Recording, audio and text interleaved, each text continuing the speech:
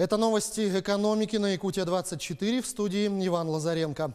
Правительственная подкомиссия на заседании по вопросам реализации инвестпроектов на Дальнем Востоке одобрила дополнительное финансирование в размере 29 миллиардов рублей для строительства социальных объектов в регионах Дальневосточного федерального округа. Изначально на реализацию планов соцразвития планировалось выделить 65 миллиардов рублей, но финансирование было увеличено в том числе из-за присоединения двух новых субъектов в состав Дальневосточного федерального округа. Это Забайкальский край и Республика Бурятия.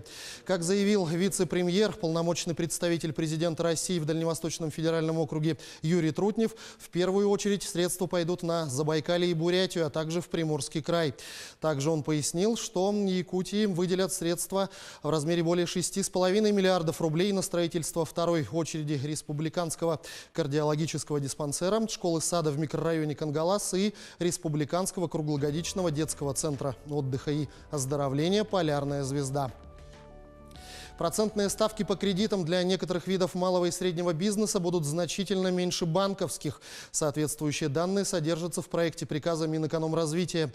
Отмечается, что средства на льготных условиях можно будет получать в государственных микрофинансовых организациях, которые предложат ставку, равную ключевой Центробанка. Это 7,75%, тогда как минимальная ставка по кредиту в коммерческих банках составляет 8,5%.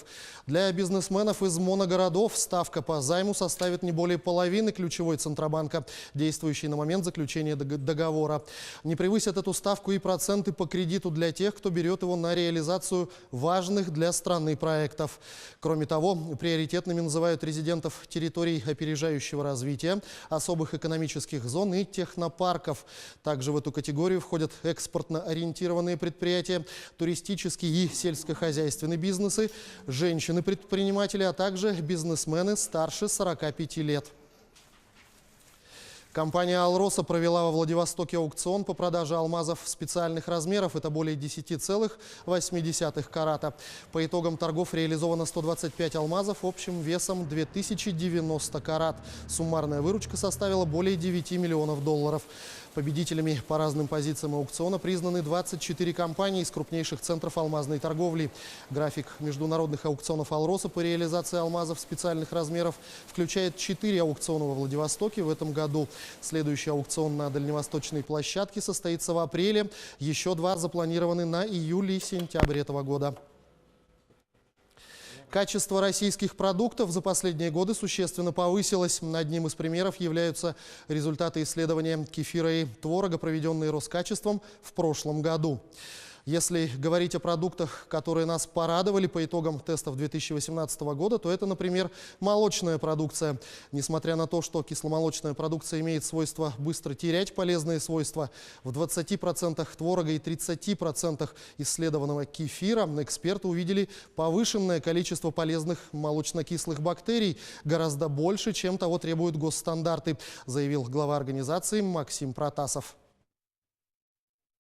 Компания «Полярные авиалинии» станет единым оператором по развитию и применению беспилотных летательных аппаратов в республике. Ожидается, что беспилотные комплексы будут задействованы на различных работах в регионе, что повлечет за собой экономию регионального бюджета и повысит качество воздушного мониторинга по направлениям деятельности различных структур и ведомств республики.